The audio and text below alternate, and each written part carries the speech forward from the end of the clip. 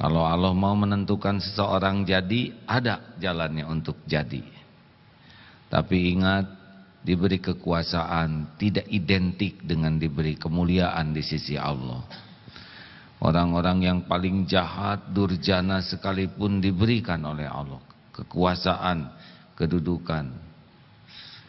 Tapi pada waktunya Allah mengambil, pasti ada jalannya. Setiap takdir ada jalannya. Mungkin nanti diilhamkan untuk sampai jadinya seseorang. Tugas kita bukan mengatur Allah, tugas kita adalah meluruskan niat dan melakukan apa yang terbaik yang Allah sukai.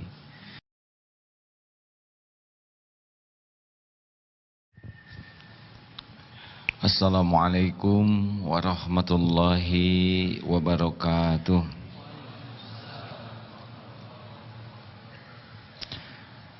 Innal hamdalillah nahmaduhu wa nasta'inuhu wa nastaghfiruh wa na'udzu billahi min syururi anfusina wa min sayyiati a'malina may yahdihillahu fala mudhillalah wa may yudlilhu fala hadiyalah. Allahumma shalli wa sallim wa barik ala sayyidina Muhammad wa ala alihi wa ashabihi ajma'in. Ya Allah, Allahumma aftah lana hikmatak wansur alaina rahmataka ya dzal jalali wal ikram. Ya Allah ya Nur, Allahumma nawwir qulubana, Allahumma nawwir qulubana binuri hidayatik kama nawwatal ardu bin nuri syamsik abadan abada birahmatika ya arhamar rahimin ya dzal jalali wal ikram. Rabbana ya muqallibal qulub tsabbit qulubana ala dinika wal iman. Duha yang maha menatap, berkahilah majlis ini, singkapkan semua tabir yang menghalangi hati ini dari mengenalmu. Jadikan pertemuan ini menjadi cahaya bagi hati yang gulita, menjadi jalan pelapang hati yang sempit, menjadi jalan lembutnya hati yang membatu, menjadi jalan kesembuhan hati yang berpenyakit. Engkaulah penggenggam segala kebaikan, Engkau yang menguasai setiap hidayah dan taufik. Engkaulah satu-satunya yang kuasa membuka setiap hati. La ilaha illa anta ya Rabb, subhanaka inna kunna minaz zalimin. Amin ya Allah ya Rabbal alamin. Alhamdulillah. Apakah Allah yang maha baik menyaksikan pertemuan ini, mendengarkan semua yang terucap? Tahukah Allah apa yang terlintas di hati kita? Apakah Allah tahu semua dosa yang kita lakukan? Adakah yang tersembunyi bagi Allah? Apakah Allah tahu masalah yang sedang kita hadapi? Siapa yang paling tahu solusi terbaik? Mungkinkah kita melakukannya tanpa pertolongan Allah? Walau bergabung jin dan manusia akan menolong kita, kalau Allah tidak menghendaki, tidak akan pernah terjadi. Walaupun bergabung jin dan manusia akan mencelakakan kita, kalau Allah tidak menghendaki kita celaka, tidak akan jatuh sehelai rambut pun. Semuanya milik Allah, tidak ada yang lepas dari genggamannya. Setiap saat takluk kepadanya.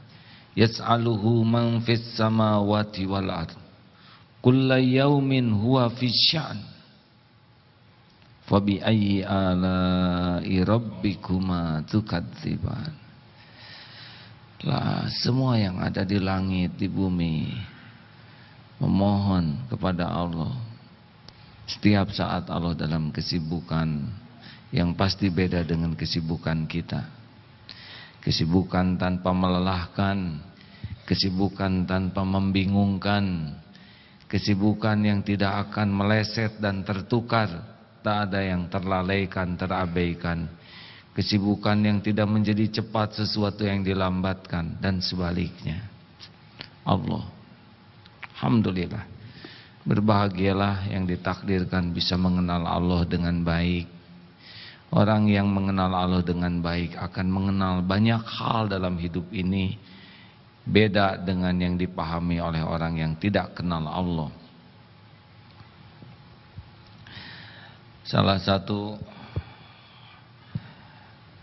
yang sekarang kita sedang ikuti dalam episode di negeri ini adalah pemilu. Mudah-mudahan ada yang bisa membacakan dengan suara yang lebih baik dari saya surat Ali Imran ayat 26. Ini biasanya para caleg menggunakan doa ini, yang beriman ke Allah, tapi Allah tahu maksudnya.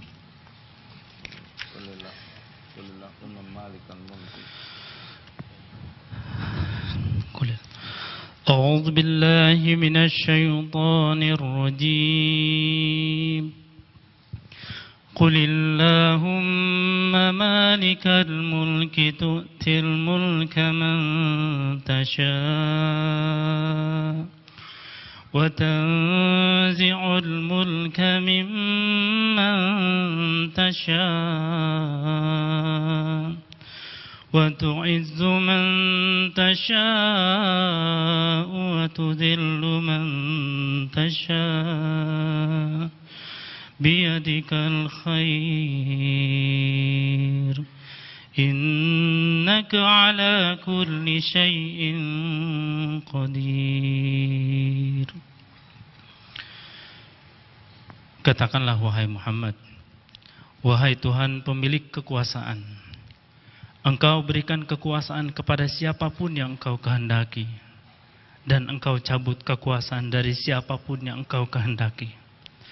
Engkau muliakan siapapun yang Engkau kehendaki, dan Engkau hinakan siapapun yang Engkau kehendaki. Di tangan Engkaulah segala kebajikan. Sungguh Engkau maha kuasa atas segala sesuatu. Subhanallah. Kullillahumma malikal mulki tu'til mulka man tasya. Allah penguasa segala-galanya mendatangkan kekuasaan kepada siapa yang Dia kehendaki.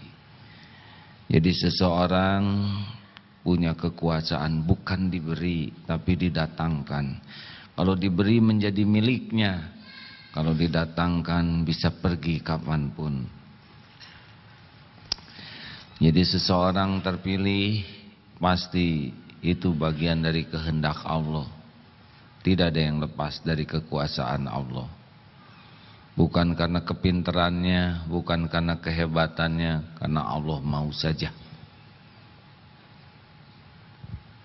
Dan kalau Allah mau mengambil kekuasaan, pasti ada jalannya untuk diambil. Dan tidak bisa ditahan. Kalau Allah mau menentukan seseorang jadi, ada jalannya untuk jadi.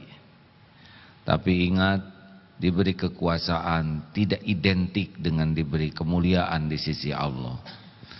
Orang-orang yang paling jahat, durjana sekalipun diberikan oleh Allah kekuasaan, kedudukan.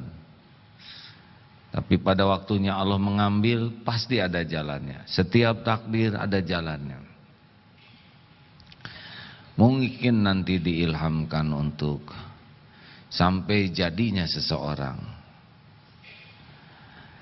Tugas kita bukan mengatur Allah, tugas kita adalah meluruskan niat dan melakukan apa yang terbaik yang Allah sukai. Tidak ada istilah kalah bagi orang yang beriman. Tidak ada kalah. Sahabat-sahabat Nabi banyak yang dalam pertempuran terbunuh, tidak kalah, malah menang menjadi syuhada. Maka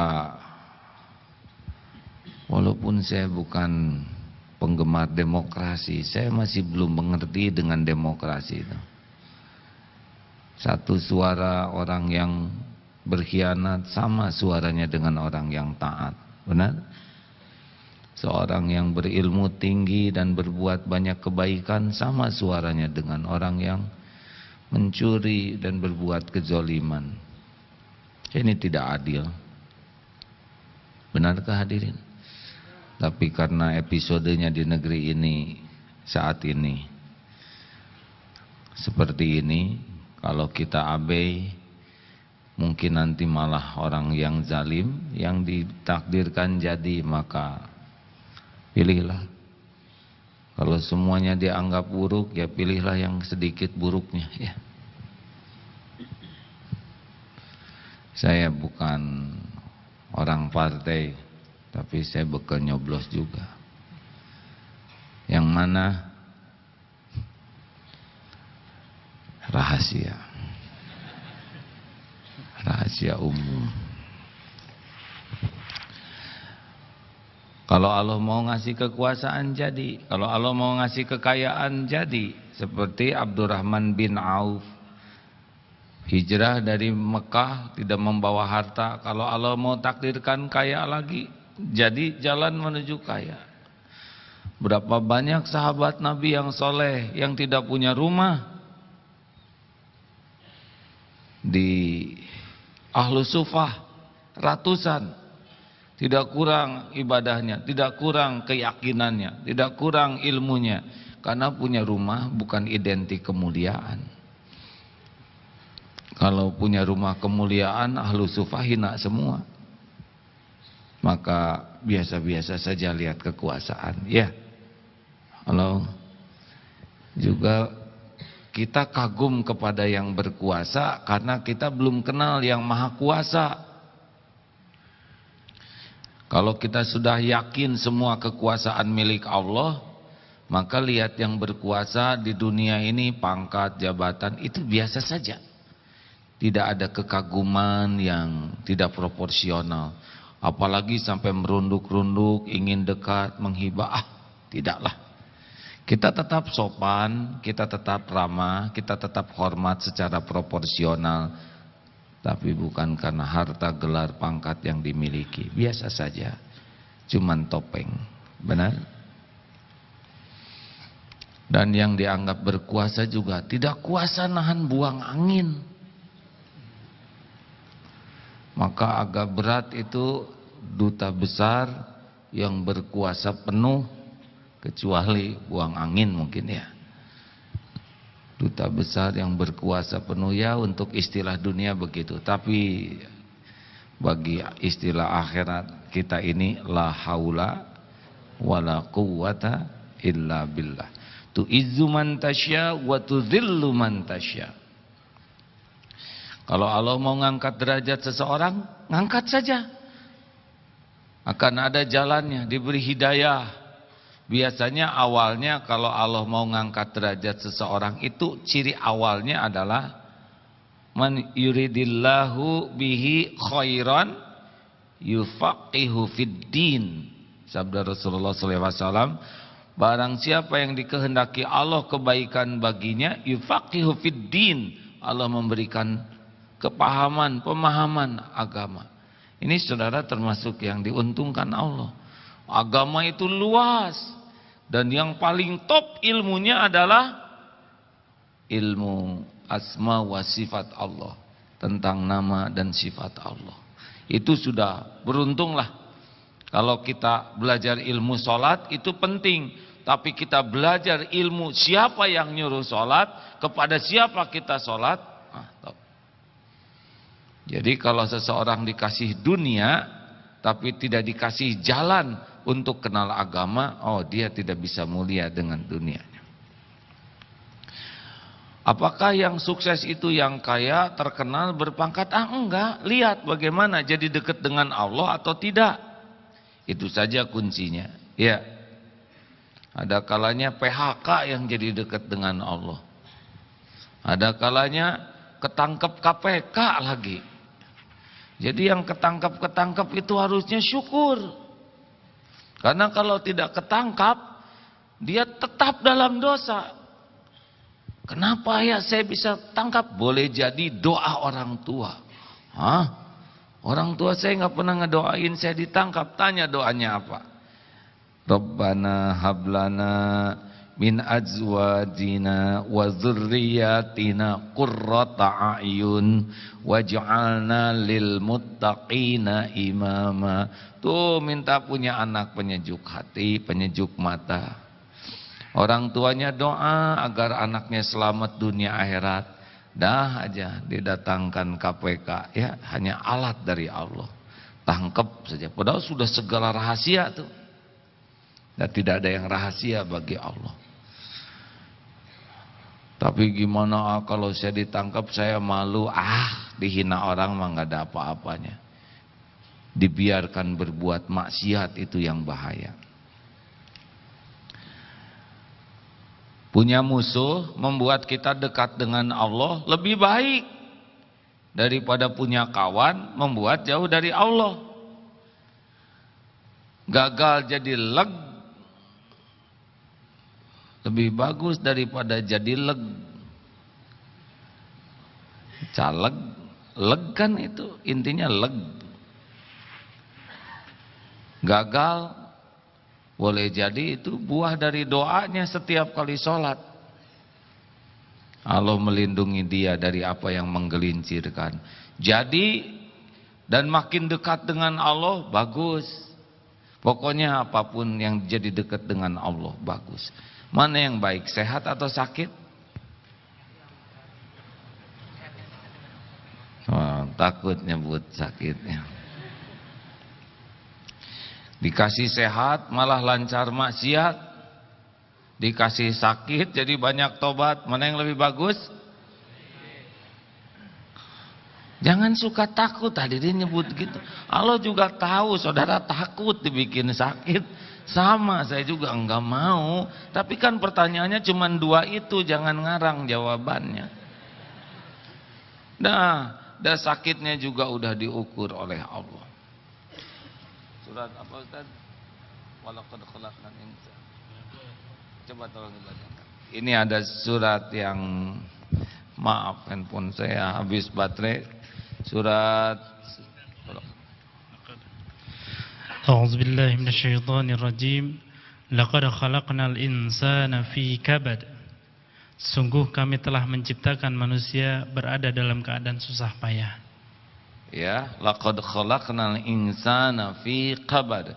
Jadi kabad itu memang susah. Kita ini udah cap susah nih. Di perut ibu sempit dulu, susah. Keluar ke dunia juga aduh. Saya sih nggak sadar ya. Tapi katanya susah. Jadi bayi monyet lahir bisa langsung jalan. Kita 11 bulan berbaring susah. Benar? Mulai SD susah, banyak PR. Sugan kalau SMP bahagia, susah, mulai beger. Semua yang namanya jatuh itu sengsara, termasuk jatuh cinta, ya. Ada apa ini? Saya pengen cepat selesai sekolah supaya bisa dapat kerjaan, disangkanya gampang, susah ujian tuh. Udah selesai kuliah juga susah, betul? Ujiannya susah, dikira sudah selesai ujian langsung bahagia, lebih menderita. Minta diongkosin oleh orang tua, enggak enak, udah sarjana. Nyari kerja enggak ada yang nerima, kebutuhan tetap susah. Udah keterima, gak cocok antara gaji dengan keperluan, susah lagi. Harus menikah sugan. Cari jodoh, bagaimana sesudah nikah? Ngurus diri aja gak keurus, apalagi ngurus anak orang lain. Susah rumah tangga tuh kalau gak hati-hati. Bersyukurlah bagi yang belum punya jodoh. Dan bersyukurlah bagi yang sudah punya jodoh, dua-duanya susah. Aduh, pengen cepat punya anak, gimana cobaan? Aduh, udah hamilnya juga susah, mual, muntah, melahirkannya susah, ngurus bayi susah. Mudah-mudahan anak cepet gede. Gimana gedenya? Tambah ngaco. Sugan kalau punya cucu mah senang. Mulai episode lagi dari awal, cucu titipkan. Masya Allah. Dakwah juga enggak gampang sekarang. Ngomong yang benar aja susah, betul? Emang dunia ini susah. Terus gimana? Kenapa Allah menciptakan serba susah begini? Karena kita tuh menikmati susah tuh, dengar ya. Orang yang beriman tahu bahwa susah ini syarat dengan hikmah.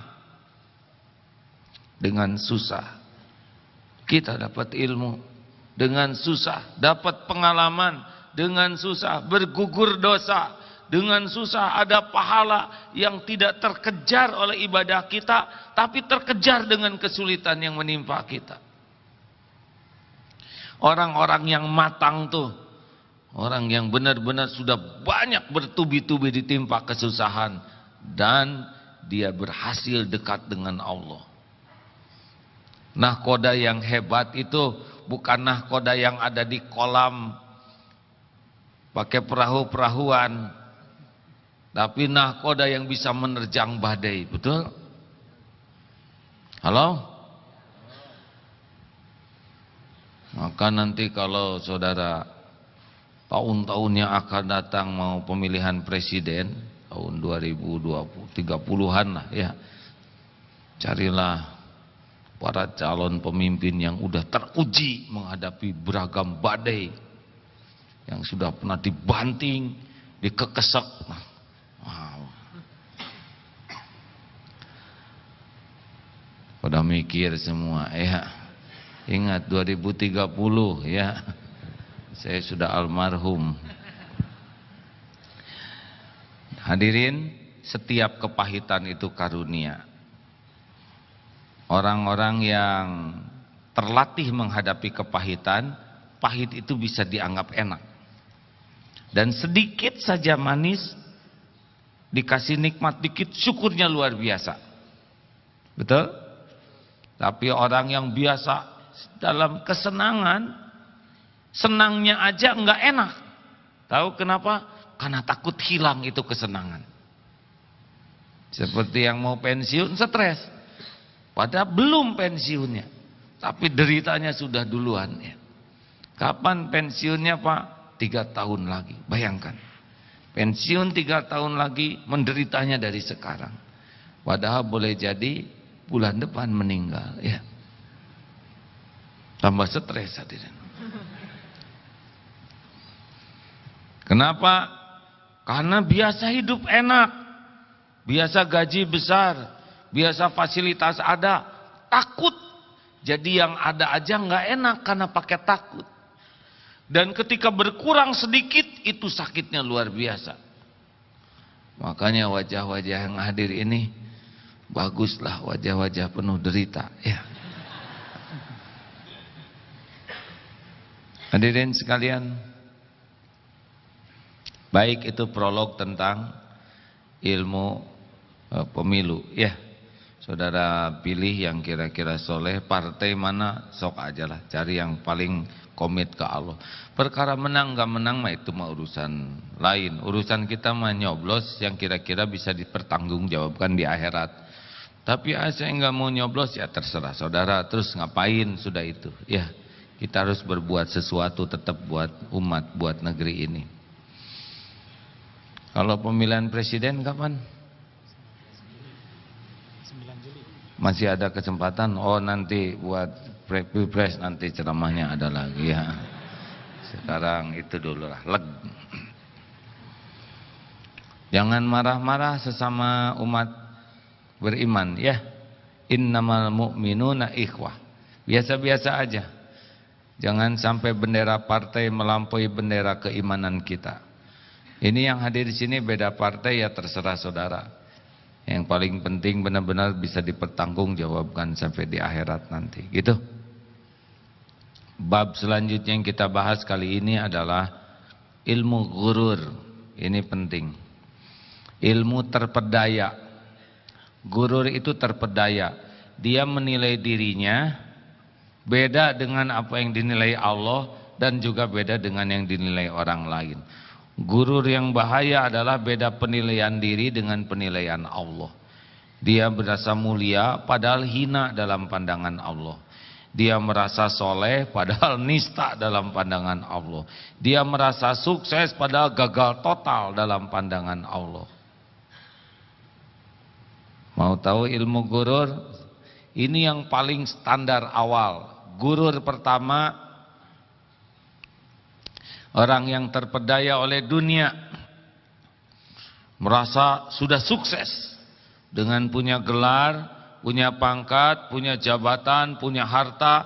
Pada saat yang sama imannya jeblok, ibadahnya mah enggak, tapi dia merasa sudah berhasil, bisa memecahkan berbagai masalah di negeri ini. Padahal enggak ada keyakinan ke Allah, enggak ngerti hidup ini hanya mampir. Nah, itu tertipu. Merasa mulia dengan pakaian bagus, dengan aksesoris dunia. Pada saat yang sama bergelimang dosa, penuh aib. Mungkin saudara masih ingat seorang bos yang berbicara kepada karyawan, saudara-saudara sekalian, di dalam membangun perusahaan profesional, kita membutuhkan figur-figur dengan integritas. Kata supir, begitu. Integritas apa bos? Semalam mesum saya nganter ya. Baju keren, dasi keren, segala keren. Dan merasa sudah keren. Belum lagi dengan gelang emasnya, cincin yang besar-besar, kalung, segala. Dan merasa keren. Padahal tidak ada apa-apanya. Enggak kenal Allah, enggak kenal arti hidup, bergelimang maksiat, enggak tahu syukur. Ini benar-benar gurur, tertipu. Dunia ini enggak ada apa-apanya, hanya tempat mampir saja. Boleh kita punya dunia, boleh. Kalau Allah ngasih, ya syukuri. Bolehkah punya kendaraan bagus? Pakai saja kalau Allah ngasih. Yang penting tidak sombong, yang penting tidak ujub, dan sedekahnya lebih gede daripada kendaraannya. Rasulullah juga kudanya bagus, tapi lihat dermawannya. Sebab kalau kudanya jelek, rada repot dipakainya. Ya. Gurur yang kedua, ini sudah masuk ke wilayah agama. Ada orang yang merasa mulia karena dia kuliah agama Islam. Kuliah agama Islam dalam dan luar negeri, sehingga ilmunya banyak, pengetahuan dalilnya luas, tahu banyak, tapi ada tapinya. Tapi dia lupa bahwa ilmu itu diciptakan untuk diamalkan. Karena merasa sudah paham agama, lulusan pesantren, SAG, MAG, LC atau apa, yang membuat dia merasa, wah sudah hebat nih dengan ilmu yang ada. Padahal saudara tahu, ilmu itu diciptakan sebagai pemandu amal. Apa artinya tahu ilmu sholat tapi tidak pernah sholat? Orang tidak mulia dengan banyak ilmunya, orang mulia dengan banyak amal solehnya yang ikhlas. Hati-hati ini, yang kuliah habis-habisan, ngaji sana sini, nyari ilmu, tapi hanya berkutat dalam ilmu dan merasa bangga dengan dalil yang hebat, yang sahih. Pada saat yang sama hatinya kurang sahih, amalnya, akhlaknya kurang sahih. Itu gurur juga. Ada juga yang banyak dakwah sana sini, terkenal, banyak jamaahnya, sering tampil di TV dan merasa mulia. Ini gurur. Terkenal itu bukan tanda sukses. Maaf hadirin emosional ya. Nah begitulah. Memangnya terkenal sukses? Tidak sama sekali. Maka saudara tidak usahlah berkeinginan masuk ke dalam TV. Kenapa? Sempit TV-TV sekarang hadirin. Kalau sudah takdirnya saudara terkenal, akan ada jalan terkenal. Tapi terkenal sama sekali tidak identik dengan terkenal di kalangan penduduk langit dalam kebaikan. Kalau garisnya akan diuji dengan populer, jadi populer. Rasulullah populer. Para sahabat juga sebagian populer, sebagian tidak populer. Yang penting mana yang jadi dekat dengan Allah, mana yang membuat manfaat hidupnya berlipat. Kalau terkenal hanya jadi mesum, ya tidak boleh emosional, tidak boleh nyebut nama. Tidak gampang hadirin jadi orang yang dikenal, dihormati, dipuji orang. Mudah sekali munafiknya. Makin dipuji, dihormati, dikagumi, lalu kemakan diri kita, seakan kita tuh sudah sesuai dengan pujian orang, munafik jadinya. Ini gurur. Ibu-ibu jangan bangga punya anak terkenal ya. Saya rada sedih juga, tidak sengaja nonton TV, ibunya pakai jilbab, anaknya rok mini. Kurang sukses nih ngedidiknya ya. Walaupun tampil ke TV pakai rok mini, dosanya berlipat-lipat itu untuk anaknya dan juga ibunya, bapaknya yang mendukung pakaian seperti itu. Hati-hati nih, kalau saudara diuji jadi pendakwah, nanti testingnya begini, diundang di Istana Negara, waduh bangga, undangannya dibawa kemana-mana, disebut ke ibu bapak tetangga, padahal diundang ke istana juga untuk mendengar ceramah. Tapi kenapa diundang ke Astana Anyar tidak mau? Tahu Astana Anyar? Kuburan baru. Undangan ceramah di Musola Al-Ikhlas dalam merehab musola di Gang Legok Nyenang. Ini mah pasti yang datangnya cuma 3-an. 3 orang yang dengar Allah yang menilai, banyak yang dengar juga Allah yang menilai. Maaf ya, manfaat itu cuma datang dari Allah, bukan dari banyak. Kalau bangga dengan banyak, kecewa dengan sedikit, boleh jadi Tuhannya jumlah. Sama hadirin, ngobrol dengan seorang Allah yang nilai, dakwah tabligh akbar ratusan ribu Allah yang menilai, dan nilainya belum tentu jadi lebih bagus kalau banyak jadi ujub. Maka jangan meremehkan ustadz-ustadz yang tidak terkenal. Boleh jadi itu lebih berbobot, lebih bertenaga. Guru saya tidak terkenal sama sekali. Alhamdulillah. Saya begitu mencintai beliau dengan keilmuan yang dalam, ketulusannya, Masya Allah. Hasilnya didikannya begini.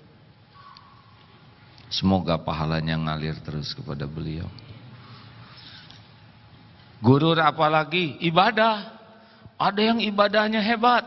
Sholat tepat waktu, malam tahajud, ngaji, odoj, one day one juz, odol, apa? One day one lembar, 2 halaman tuh ya. Ada yang saum Senin Kemis, umroh, dia merasa mulia dengan banyak ibadah, tapi dia ghurur, terpedaya, sebab dia abai terhadap hatinya. Ujub, takabur, riya, dengki. Terus apa ibadah yang tidak membersihkan hati? Karena semua perintah ibadah ujungnya qalbun salim. Qalbun salim berbuah akhlakul karimah. Jadi orang yang hebat ibadahnya, tapi dia tidak pernah membersihkan hatinya, itu mesti ada sesuatu tuh di balik ibadah itu. Mungkin ingin dilihat orang sebagai ahli tahajud, ahli saum, yang selalu nanya, pada saum enggak? Pada saum enggak? Saum atuh, saya udah 12 tahun enggak pernah berhenti. Les aja hilang. Saudara bangun jam berapa? Jam 4 kurang dong. Saya tiap malam jam 3, les aja hilang. Mbak, kenapa bibirnya kering? Justru ini ciri ahli saum. Lah, senang. Ada yang dibekam di sini sengaja, maaf ya, jangan tersinggung. Dah, nggak boleh. Ada yang bekam di sini, saya tanya, kenapa di sini enggak malu? Kenapa malu? Bekam itu adalah sunnah Rasul. Bekam di sini, ya badan sehat, ya dakwah. Oh, bagus. Tapi ada juga yang bekam di sini ingin dianggap ahli sujud. Rada beda bentuknya. Tapi kita tidak boleh suudon, hadirin, ya sudahlah. Itu urusan kening orang. Cari 1001 alasan untuk selalu berbaik sangka, ya. Dan tidak ada gunanya kita kotor hati. Hati-hati nih, ibu-ibu yang rajin pengajian tapi enggak robah-robah akhlaknya, gurur. Yang robah apanya? Seragamnya. Ya alhamdulillah lah ya, bagi-bagi rezeki dengan tukang jahit, tukang kain. Tapi ingat, Allah melihat isi hati kita. Wa amalikum, dan amal-amal kita. Ada lagi yang gurur? Ada. Yang sepertinya membagus-bagus ibadah. Contoh, maaf ya, wudu, disempurnakan wudu.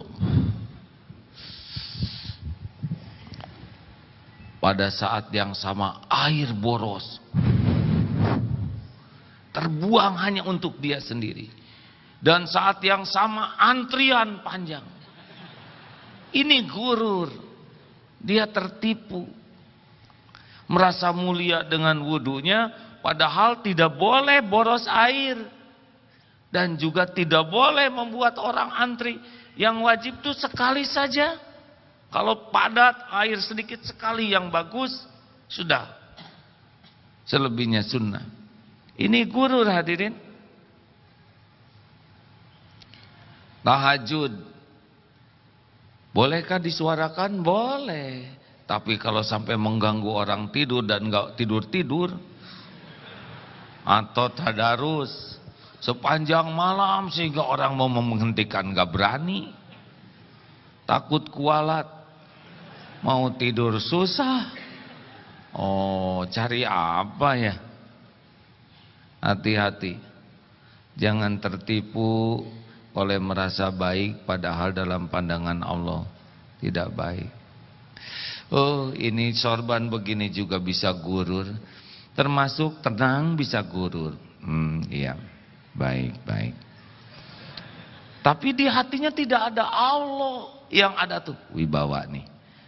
Iya, benar-benar suara rendahkan, angguk agak tenang. Oh iya. Saya paham. Topeng itu, hadirin. Ada yang bibirnya komatkan, tapi di hatinya bukan Allah, di hatinya supaya dilihat orang. Subhanallah. Ini apa-apaan mendekat ke Allah begini. Tapi kita tidak boleh buruk sangka ya kepada ada yang subhanallah. Oh ya pasti ikhlas nih, pasti gitu sajalah. Bukan kita yang menilai benar. Kalau ria nih, padahal kata Allah benar ini dia lagi ikhlas. Kita ya udah nggak zikir suudon lagi.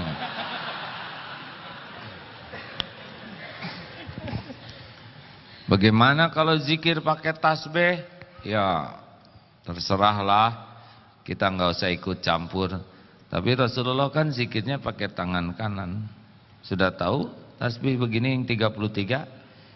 Coba hitung buku sini. 1, 2, 3, 4, 5, 6, 7, 8, 9, 10, 11, 12, 13, 14, 15, 16, 17, 18, 19, 20, 21, 22, 23, 24, 25, 26, 27, 28, 29, 30, 31, 32, 33. Ya. Sudah tahu belum? Belum tahu ya? Tangan di bawah sehari-hari. Enggak akan putus tasbih ini, benar? Ya, sambil diam bisa subhanallah. Cobalah nanti pakai tangan kanan, ya.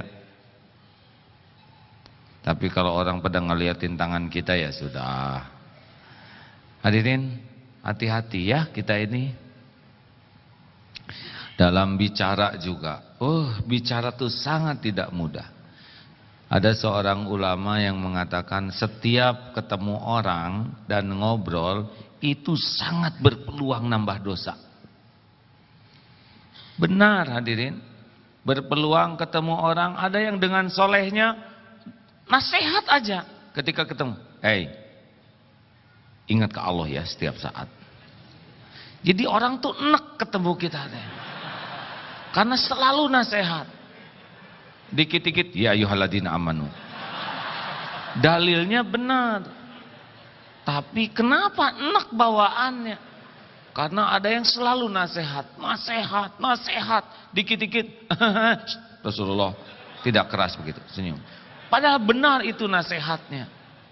Tetapi mungkin karena terlalu kurang melihat situasi.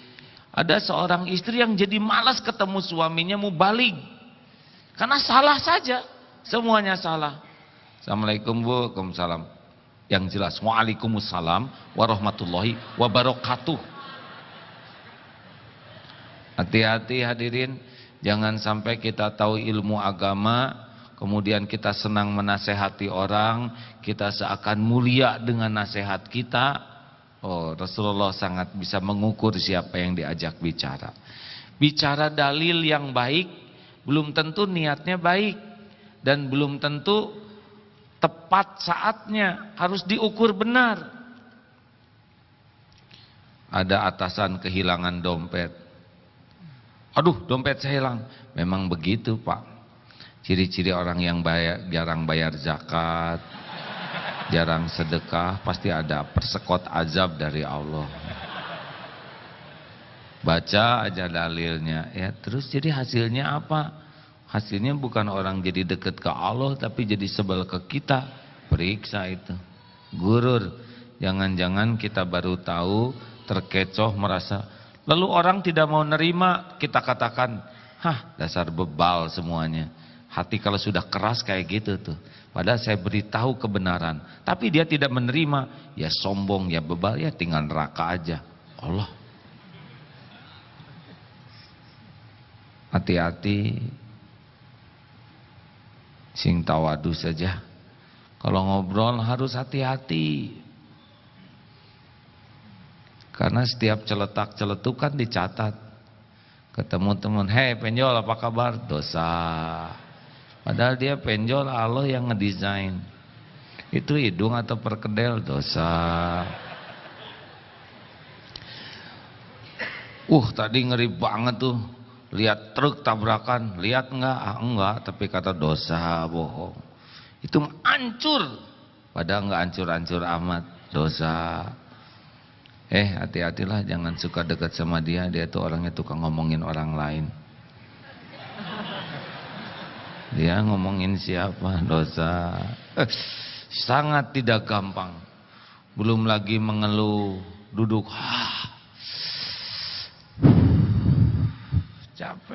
Capek. Padahal enggak gitu-gitu amat. Mau apa ini ya? Benar? Ini kan raja acting kayak gini, enggak ada apa-apanya. Itu sudah tertipu. Seakan-akan orang jadi simpati dengan memperlihatkan perjuangan, jasa kita, kerja keras kita. Lempeng-lempeng ajalah hidup mas. Setuju? Halo? Udah nggak usah. Perlukah kita dianggap sebagai orang soleh? Jawab? Tidak perlu. Yang perlu mah jadi orang soleh beneran. Perlukah kita dianggap sebagai orang jujur? Tidak perlu, penting mah jujur aja. Kita udah jujur, orang gak percaya ya mangga we. Yang penting mah kita mah jujur, benar, lurus. Nabi Muhammad aja segitu sempurnanya, tetap ada yang sebel, apalagi kita yang nyebelin asli, benar. Boleh saya cerita tentang yang beli mangga itu? Udah cerita belum di sini? Ada dua ibu-ibu mau ke pengajian, dandan, setakar kebak. Dalam kisah ini dandannya sekitar 1,5 jam, tapi sholat duha 5 menit ya. Pokoknya rapi, dimanis-manis. Turun dari kendaraan si ibu ini, nanya ke tukang buah, "Dek, ini mangga berapa, Bu?" "Lihat dong, udah ada bandolnya di sana tuh, ada harganya." Pakai nanya, "Lihat dulu, Bu." Baru ngomong, kok tidak sopan sekali sih, Dek, sebagai tukang dagang? Ibu kok rewel banget sih, saya kasih tahu. Baru sekarang saya lihat pedagang kayak kamu. Sama, Bu, saya juga baru sekarang lihat pembeli kayak ibu. Amit, saya tidak akan beli di sini. Biarin, masih banyak pembeli yang lain. Mendidih, udah nggak inget make up tadi itu. Didempul hati-hati, wah udah nggak jelas. Mungkin kerudungnya juga membesar karena rambutnya berdiri. Buka pintu, bro. Ngaco, bro, ada apa, Dek? Diam. Jangan pernah kesini lagi. Ada apa? Anak-anak diam kamu. Kamu nggak tahu perasaan mama, harga diri mama. Waduh, kacau itu. Mobil bagus, nggak kerasa lagi bagusnya. Anak malah nggak tahu apa-apa juga dimarahin. Si ibu yang satu, kenapa sih turun si ibu? "Berapa nih, Dek?" Ibu, sama aja sama yang tadi, lihat tuh." "Oh iya, maaf nggak lihat." "Beli deh sekilo." "Cuman sekilo, Bu? Keren-keren beli sekilo." "Dek, saya memang perlunya sekilo."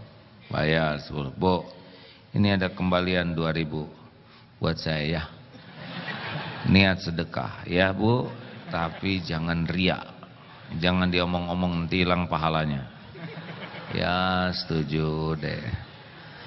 "Nah, Bu, jangan merasa berjasa ya, cuman 2.000 ya deh, insyaallah. Makasih. Assalamualaikum." "Waalaikumsalam." "Biasa aja ya, Bu ya." Ya. Si ibu tadi di dalam masih horor. Kenapa bisa diem kayak tenang kayak gitu? Habis saya udah janji sama diri saya sendiri bahwa saya tidak mau diatur oleh keburukan orang lain. Itu tukang dagang kayak gitu, itu kan maunya dia. Ya sudah, kalau dia mau ngomong nggak sopan, ya itu pilihan dia. Saya tetap mau pilih sopan. Kalau mata dia melotot, itu kan mata dia. Kenapa mata saya jadi ikut melotot? Saya pilih mata saya nggak mau melotot. Saya tidak mau diatur oleh keburukan orang lain. Saya hanya mau diatur oleh apa yang Allah sukai. Monggo kalau mau bikin jelek, masuk aja. Yang penting mas saya lakukan apa yang Allah sukai.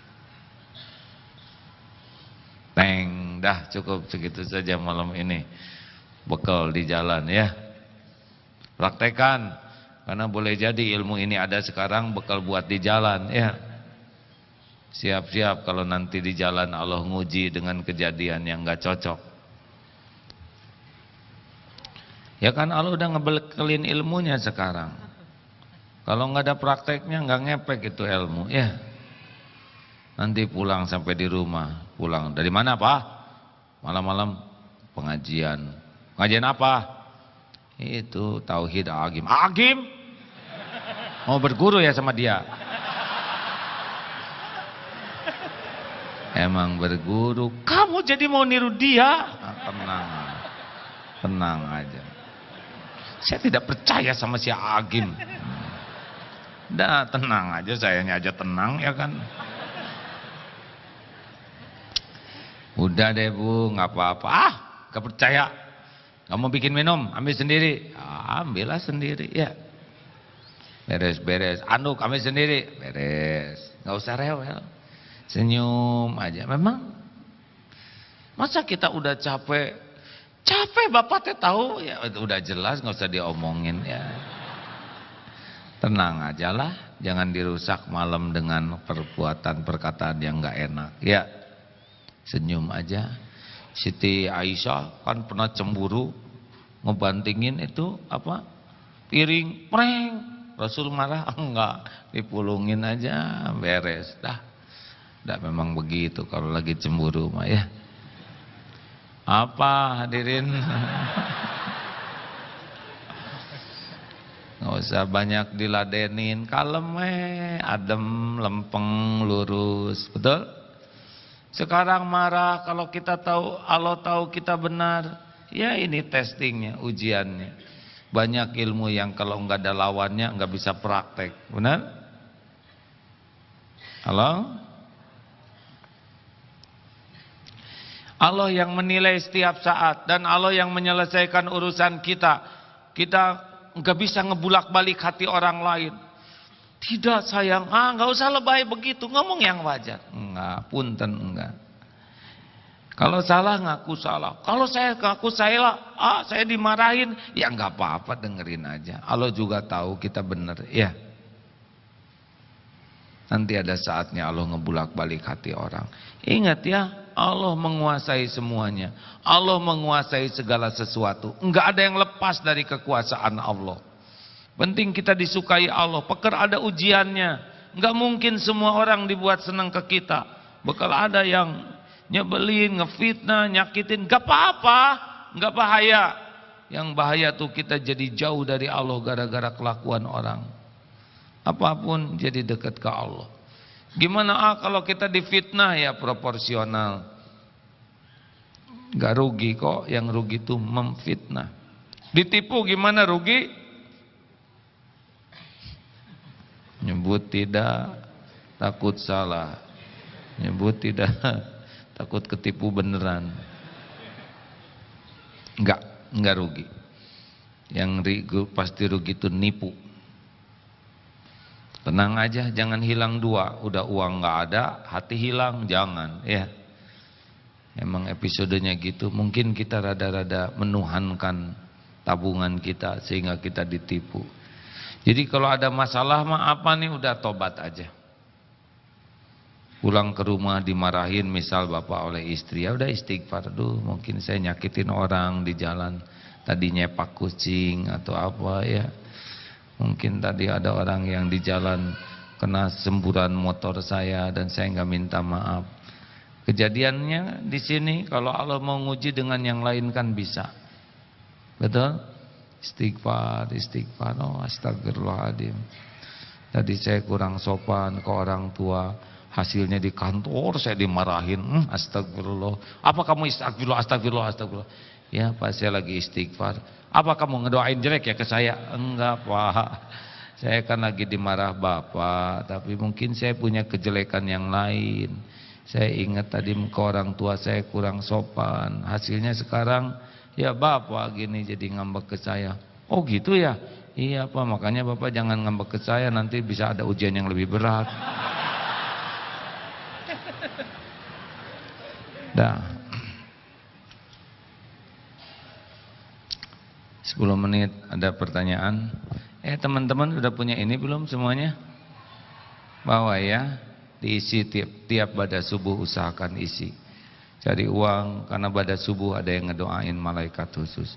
Mau dikumpulin ke sini bagus, ke tempat lain boleh. Tapi yang bikinnya kan di sini, masa di kemana-manain ya. Kenceleng umat ya. Ini masjidnya, alhamdulillah. Terima kasih kawan-kawan. Oh di luar, mudah-mudahan ada manfaatnya dari teman-teman. Tadi sudah dibagikan selebarannya. Ada seorang profesor yang dengan izin Allah bisa diberi ilmu tentang probiotik itu, yang supaya ada imunitas tubuhnya jadi bagus. Baca aja lah nanti ya. Dan beliau, saya tanya kenapa ini jualnya murah-murah, kenapa harus mahal? Justru kami ingin buat yang murah. Itu satu botolnya tuh ada yang hanya 50.000 untuk sebulan.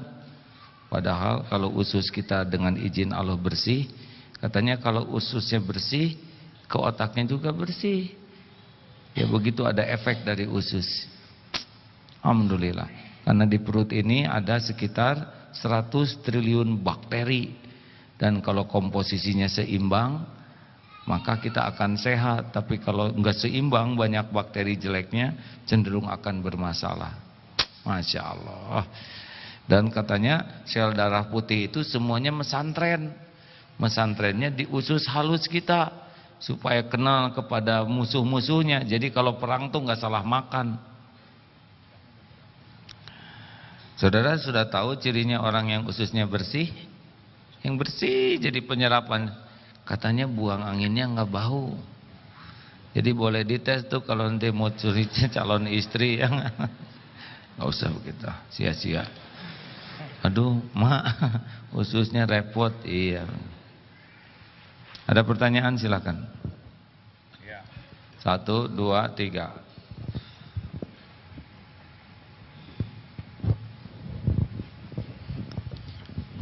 Assalamualaikum warahmatullahi wabarakatuh. Ya, saya Dedi. Saya ingin bertanya, gimana sih caranya untuk menghilangkan rasa takut atau rasa khawatir akan suatu hal negatif yang belum tentu kita akan temui? Misal, aduh, ntar ada kejadian seperti ini. Aduh, ntar gimana kalau nanti terjadi seperti ini, seperti itu. Kejadian enggak? Belum, enggak. Jadi memang Allah menciptakan software kita untuk berperhitungan ke depan, ya. Gini, kita udah wajar punya kecemasan kan, walanabluwannakum bisyai. Allah akan menghujamkan kepada kita sedikit yang membuat kita ketakutan, macam-macam, ya. Ada masalah fisik, ada penyakit, ada uang, ada banyak lah. Duh, takut nggak dapet jodoh, takut wah macam-macam lah, ya. Nah, makin lama mikirin yang ditakuti, makin gelisah. Harusnya cepat dibungkus, kembalikan ke Allah. Itu. Naik pesawat tuh takut jatuh, seperti pesawat Malaysia itu. Padahal beli tiketnya belum. Ya, ajal mah ada Allah yang punya. Gimana kalau saya jatuh di laut, terus gimana nanti saya dimakan hiu? Gini ya deh ya. Kalau ada rezeki hiu pasti ke sana deh.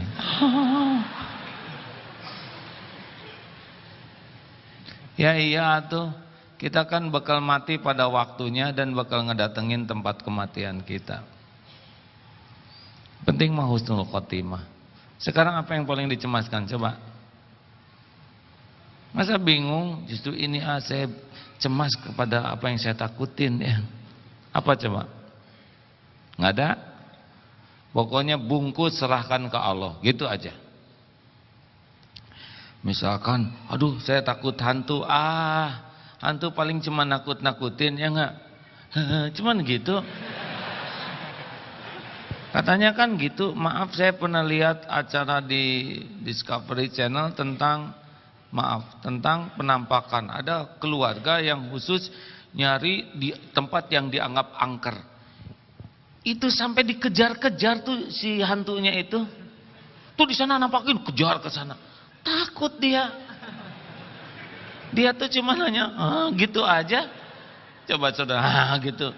Mungkin dia yang takut. Beneran deh. Itu sampai di ruangan yang paling menakutkan tuh diem. Coba mana kan. Paling top yang kerekam tuh hanya nyentuh ini ada dikit, cuman itu. Udah, jadi kalau saudara takut oleh jin ya paling dia cuma nampakin gitu ya udah. Coba dalam film-film hantu kan cuman gitu kan, nampak ya sudah, terus mau apa gitu ya nggak? Gimana? Kalau di kamar mandi kecuplak ya udah gosek sekalian.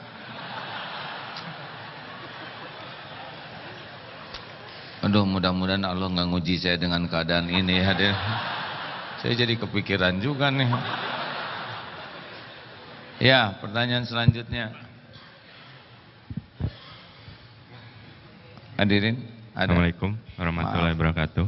Assalamualaikum. Saya Fajar. Berkaitan tadi sama gurur, tadi mencontohkan ada yang ngaji terus mengeraskan suaranya tapi mengganggu orang lain. Saya pikir di lingkungan kita di Indonesia mungkin seperti itu ya. Contohnya di kampung saya itu tiap masjid, tiap gang itu berbunyi gitu. Jadi azan juga seperti itu. Tapi jadi nggak enak didengar gitu. Kan jadi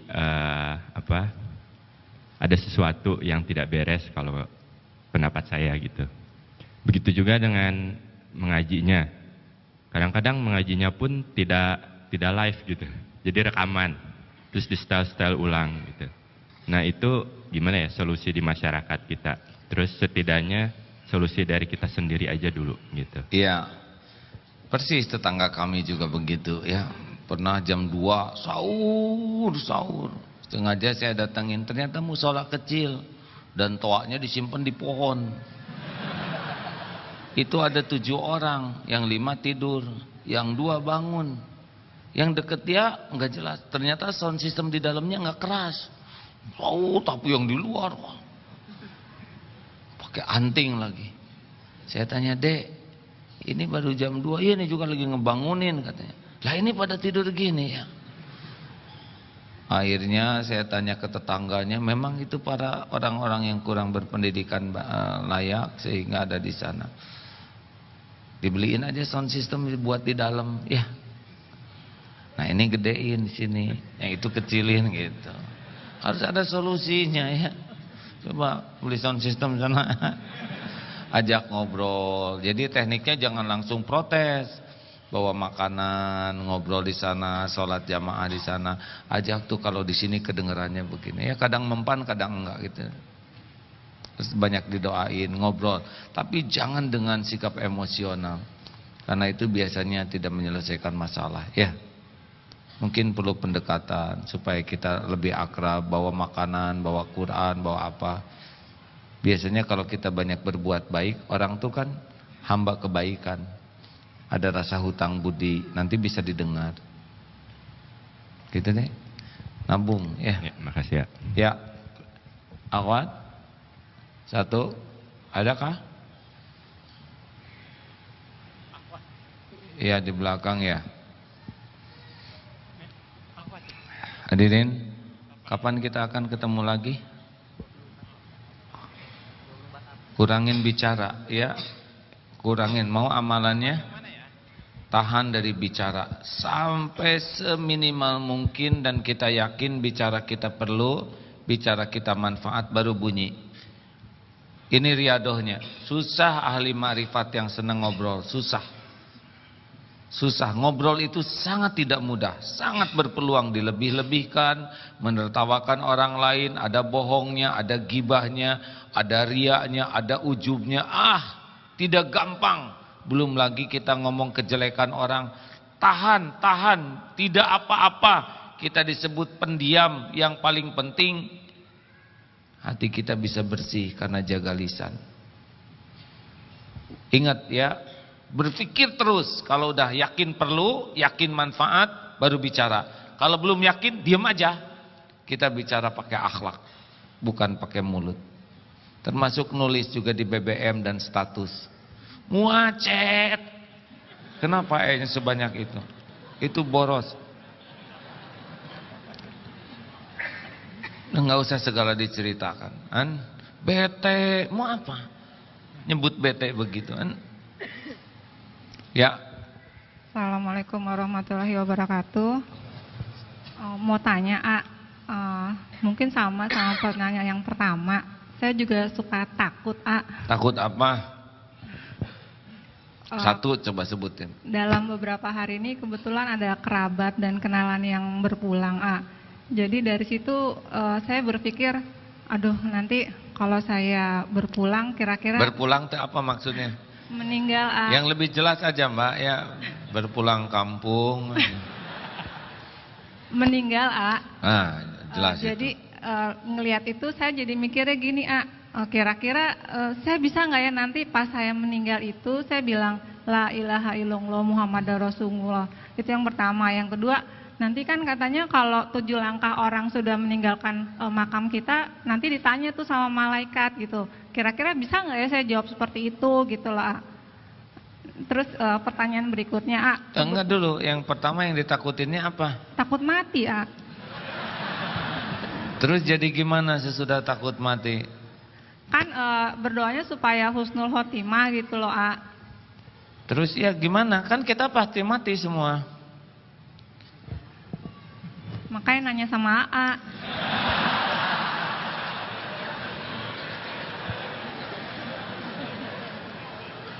Gini, justru harus banyak ingat mati. Lebih baik ingat mati, ngobrol kematian. Kalau ngobrol dengan anak juga gitu. Sekarang anak, nah akan ada saatnya nih nanti bapak nggak ada. Kalau bapak meninggal, tenang aja, karena memang sudah saatnya kita pisah. Bapak ada waktunya pulang.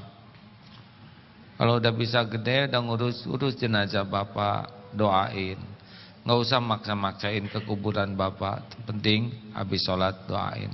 Gak apa-apa, jangan terlalu sedih. Paling dia meluk, gak apa-apa, kita bakal pisah suatu saat. Gitu. Jadi kalau mau pergi juga, ya minta maaf. Kan gak ada jaminan kita bakal balik lagi, betul? Jaga wudhu sepanjang jalan, zikir yang bagus. Kalau naik pesawat takut jatuh, ya udah zikir di pesawat, pasang headset supaya dengar asma Allah terus. Gitu. Harus ada tindak lanjutnya dari takut itu. Kalau hanya mikirin mati dan gak ada aktivitas untuk mempersiapkan diri, pasti dibuat stres nanti oleh Allah. Ya, mau meninggalnya zikir la ilaha illallah. La ilaha illallah tuh gak usah ngegerakin bibir, bisa. La ilaha illallah. Bisa? Coba. Nah terus aja gitu sekarang. Allah tahu nih, ini akhwat selalu zikir, nanti pas meninggal diizinin insya Allah. Ya. Nah, udah gitu aja. Satu lagi boleh ya, Udah malam. Cepetan. Teman-teman saya itu ada yang karena kita suka ngobrolin itu, jadi ada yang sudah kayak nyiapin tanah makam gitu, udah beli, sama ada yang mendaftar ke Yayasan Kamboja. Terus yang kedua, kebetulan karena lingkungan bekerja saya non muslim, itu kalau yang non muslim meninggal kita boleh bilang innalillahi wa inna ilaihi rajiun nggak, sama kita perlu nggak datang ke rumah duka gitu. Terima kasih. Wassalamualaikum warahmatullahi wabarakatuh. Dalil inna waalaikumsalam warahmatullahi wabarakatuh. Dalil innalillah itu dari sini. Alladzina idza asabathum musibah qalu inna lillahi wa inna ilaihi raji'un. Pokoknya musibah dalam bentuk apapun, nginjak paku, kepelitek, kejedot, sama innalillah. Piring pecah, innalillah. Jangan sampai itu saya paman saya lagi sakit, innalillah. Belum mati. Enggak harus mati ya. Semua musibah. Nah semua musibah kan semuanya dari Allah, kembali ke Allah. Apakah harus datang? Saya kira tidak perlu ya. Apalagi kalau di sana ada ibadahnya, ya sudah, turut berduka dari jauh aja juga bisa ya. Apalagi kalau sudah ada ritualnya, nanti bisa ikutan ritual. Tapi kalau mau tahu ilmu penguburan non Islam, ya niatnya juga mau tahu aja, belajar. Begitulah, hindari apapun yang bisa menodai keimanan. Gitu. Rekan-rekan terima kasih ya. Mudah-mudahan kita bisa istiqomah untuk terus hati kita terpaut ke Allah terus. Karena itulah yang membuat kita bisa ditolong oleh Allah. Selalu untuk tobat. Karena penghalangnya adalah dosa-dosa kita. Baik saudara yang akan sedekah, silakan bersedekah sebagai syukur atas kemurahan Allah bermajlis ini. Al-Fatihah. A'udzu billahi minasy syaithanir rajim. Bismillahirrahmanirrahim. Alhamdulillahi rabbil alamin. Ar-Rahmanir Rahim. Maliki yaumiddin. Iyyaka na'budu wa iyyaka nasta'in. Ihdinas siratal mustaqim. Siratal ladzina an'amta 'alaihim ghairil maghdubi 'alaihim waladdallin. Amin ya Allah. Bismillahirrahmanirrahim. Allahu la ilaha illa huwal hayyul qayyum. La ta'khudhuhu sinatun wa la nawm. Lahu ma fis samawati wa ma fil ardh. Man dzalladzi yashfa'u indahu illa bi'iznihi. يعلم ما بين أيديهم وما خلفهم ولا يحيطون بشيء من علمه إلا بما شاء وسع كرسيه السماوات والأرض ولا يؤوده حفظهما وهو العلي العظيم بسم الله الرحمن الرحيم قل هو الله أحد الله الصمد لم يلد ولم يولد ولم يكن له كفوا أحد بسم الله الرحمن الرحيم قل أعوذ برب الفلق من شر ما خلق ومن شر غاسق إذا وقب ومن شر النفاسات في العقد ومن شر حاسد إذا حسد بسم الله الرحمن الرحيم قل أعوذ برب الناس ملك الناس إله الناس من شر الوسواس الخناس الذي يوسوس في صدور الناس من الجنة والناس.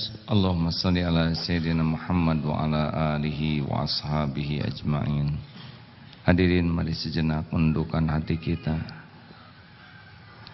Hari berganti hari, semakin dekat dengan saat kepulangan kita. Pasti ada saatnya malaikat maut menjemput kita. Entah berapa lama lagi, tapi kita pasti mati. Mudah-mudahan umur yang tersisa ini kita gunakan sebaik-baiknya, bisa untuk menebus semua dosa-dosa yang kita lakukan selama ini. Mudah-mudahan saat malaikat maut ada di hadapan kita, semua dosa kita sudah diampuni Allah. Tubuh ini sudah bersih dari harta haram, dari perbuatan haram.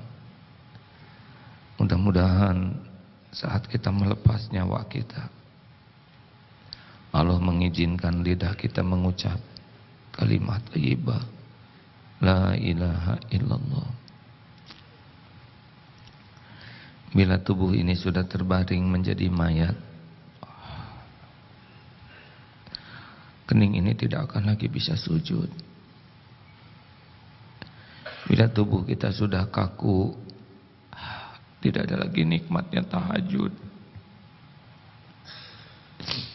Tidak ada lagi berlama-lama sujud. Bila mata sudah terpejam, tidak lagi kita bisa menikmati Al-Quran, keindahan ciptaan Allah. Bila mulut ini sudah terkatup, tidak ada lagi zikir, tidak ada lagi tasbih. Tangan pun tidak lagi membelai anak, cucu, menyalami, bersedekah. Masya Allah. Mudah-mudahan Allah mengizinkan ada orang-orang soleh yang mengurus jenazah kita dengan baik. Mudah-mudahan banyak yang mau menyolatkan kita dengan ikhlas. Allahumma salli wa sallim wa barik ala Sayyidina Muhammad wa ala alihi wa ashabihi ajma'in. Alhamdulillah ya Allah, Wahai yang maha mendengar, innaka antas samiul alim. Engkau maha mendengar, Engkau maha tahu segalanya. Berkahi majlis ini ya Allah.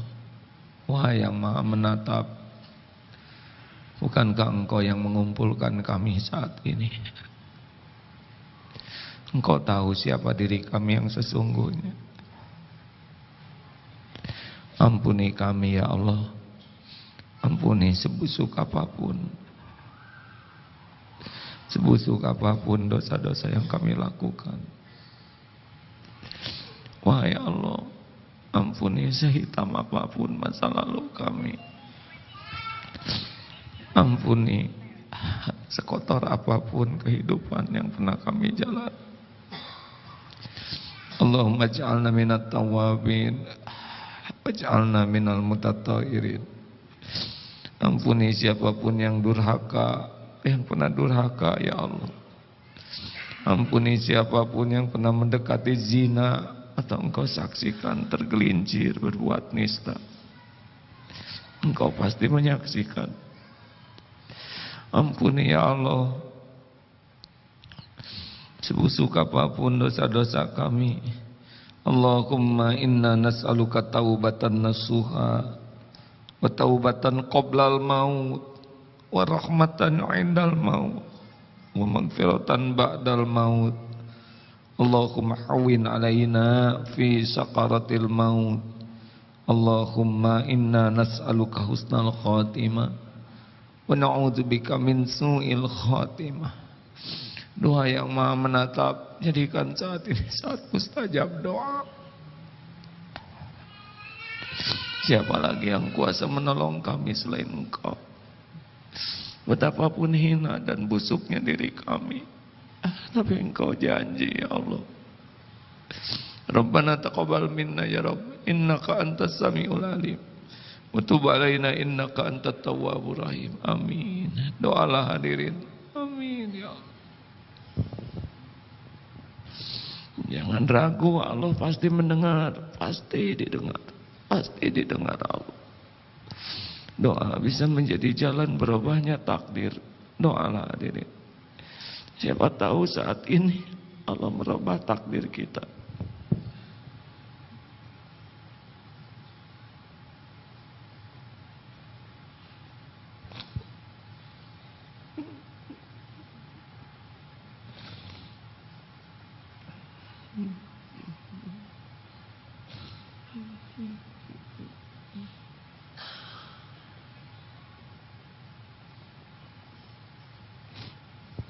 Amin ya Allah, amin ya Rabbal alamin. Rabbana taqabbal minna ya Rabb, innaka antas samiul alim wa tub alaina innaka antat tawwabur rahim. Ya Allah, kuatkan iman yang masih lemah, yang masih goyah. Ya Allah, bukakan jalan keluar yang dihimpit masalah ya Rabb. Ya Fatah, bukakan rezeki hanya yang halal barokah ya Allah. Jauhkan dari yang haram, jauhkan dari yang menjadi racun. Ya Allah, berikan pendamping terbaik yang merindukannya ya Rabb. Pernikahan yang barokah, rumah tangga sakinah, keturunan soleh, solehah ya Allah. Hafiz, hafizah. Ya Allah, berikan kesembuhan bagi yang sedang sakit ya Syafi'. Allahumma ighfir lil mu'minina wal mu'minat wal muslimina wal muslimat al-ahya'i minkum wal amwat. Allahumma a'izzal islam wal muslimin. Allahumma ansur mujahidin. Rabbana atina min ladunka rahmah wa hayyi' lana min amrina rasyada. Ya Allah, karuniakan kepada kami para pemimpin yang takut padamu. Jangan biarkan kami dipimpin oleh orang-orang yang mengkhianatimu ya Rabb. Rabbana atina fid dunya hasanah wa fil akhirati hasanah wa qina adzabannar. Subhana rabbika rabbil izzati amma yasifun wa salamun alal mursalin walhamdulillahi rabbil alamin. Hadirin, mudah-mudahan pengelola masjid ini berkah, pahalanya mengalir. Terima kasih kepada semuanya. Sudah jam 9 malam, tutup dengan doa akhir majlis. Subhanakallahumma wa bihamdika asyhadu an la ilaha illa anta astaghfiruka wa atubu ilaik.